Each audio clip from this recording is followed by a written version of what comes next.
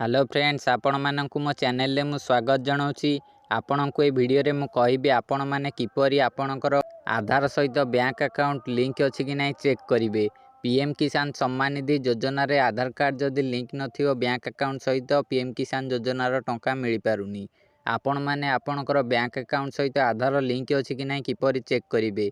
आपण मानकर जदि पीएम किसान सम्मान निधि योजना रो किस्ती गुडाक आसुनी ताहाले आपण माने आधार सहित बैंक अकाउंट लिंक अछि कि नै चेक करंतु।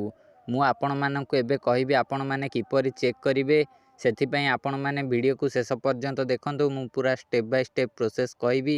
आपण माने पूरा गोटी गोटी करी जानि परिबे। आपणकर मोबाइल सहायता रे एहा को चेक मध्य करि परिबे। जदि आपणकर लिंक नथिबो तेबे आपण माने बैंक जाई एहा को लिंक करिया को पड़िबो। प्रथमे आपण माने जे कोनोसी ब्राउजर ओपन कर दियंतु। मु ब्राउजर ओपन कर दे के एठी सर्च करंतु माई आधार सर्च कर दियंतु। माई आधार सर्च कला परे एई प्रथमर जो वेबसाइट टी आसीबो सेई वेबसाइट टी को ओपन कर देबे। वेबसाइट टी को ओपन कला परे एई भली इंटरफेस आसीबो। आपण माने एठी जो फोटो माई आधार यूआईडी एठी क्लिक कर देबे। एई फोटो ऊपर आपण माने क्लिक कर देबे। एहा परे एठी आपण माने को लॉगिन करिया को पड़िबो। देखंतु आपणक सामना रे एठी गोटे टिप चिन्ह ऑप्शन रहिछि। ए टिप चिन्ह तळे लेखा आइछि login with Aadhaar and OTP दे आपण मानकु लॉगिन करिया को पड़िबो। एठी लॉगिन ऑप्शन ऊपर क्लिक करिवे। एहा परे आपणक आधार नंबर मागिबो। आपण आधार नंबर देबे। आधार नंबर आपणकर जहा आपण से आधार नंबर दे देबे। आधार नंबर देला परे तळे जो कैप्चा कोड रहिछि कैप्चा कोड को फिलअप करिवे। कैप्चा कोड फिलअप कर साइला परे तळे लेखा आइछि लॉगिन विथ ओटीपी। एई लॉगिन विथ ओटीपी ऑप्शन ऊपर क्लिक कर देबे। एहा परे आपणकर मोबाइल को एक ओटीपी आसीबो। से ओटीपी को आपण माने फिलअप करी लॉगिन ऑप्शन ऊपर क्लिक करिवे।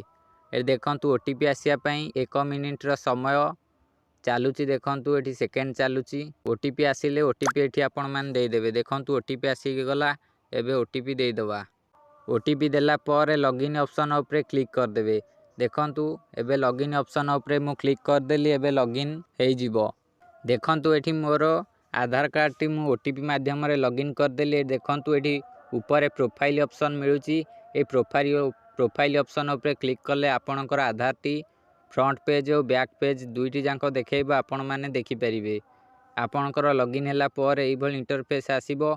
आपण माननकु एठी आपणकर बैंक अकाउंट सहित आधार लिंक अछि कि नाही चेक करिया को हेले आपण माननकु एठी गोटे ऑप्शन मिलुची। देखंतु एठी आपण माननकु देखंतु गोटे ऑप्शन शो होउतबो बैंक सेंडिंग स्टेटस। ए बैंक सेंडिंग स्टेटस ऑप्शन ऊपर क्लिक करिया को पड़िबो।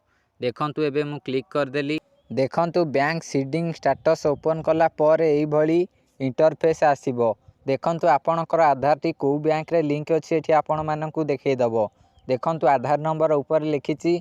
ताबे देखंतु बैंक नेम लिखिछि ओडिशा ग्राम्य बैंक। मोर ओडिशा ग्राम्य बैंक रे मोर आधार लिंक अछि।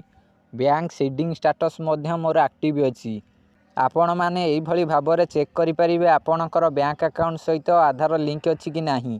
को बैंक लिंक अछि एहा आपण माने चेक करि परिबे। ओ बैंक सेंडिंग स्टेटस टी एक्टिव अछि कि इनएक्टिव अछि आपण माने एहा चेक करि परिबे। जदि एक्टिव नथिबो तेबे आपण माने टंका पाइबेनी। आपणकर एहा एक्टिव रहिबा नियति दरकार। जदि एक्टिव नाही तेबे एहा को आपण माने बैंक जाई एक्टिव करै नियंतु। जदि आपणकर बैंक सहित आधार लिंक नाही कोनोसी बैंक देखौ नहीं आपण बैंक जाई आपणकर अकाउंट सहित आपणकर आधार को लिंक करंतु। आधार लिंक हेले जाई आपण टंका पाई परिबे। सब योजना रु जे कोनोसी ये रु टंका पाई परिबे। जदि आपणकर आधार लिंक थिबो ताहाले टंका आसीबारे कोनोसी प्रकार असुविधा हबोनी। जदि आधार लिंक नथिबो तेबे आपण माने टंका पाई परिबे नाही। सेति पई आपण माननकु आधार लिंक करिया को पड़िबो। आपण एबे जाई आपणकर अकाउंट सहित आधार को लिंक करंतु बैंक रे। एहा सहित चैनल को सब्सक्राइब करी वीडियो को लाइक मध्य करंतु।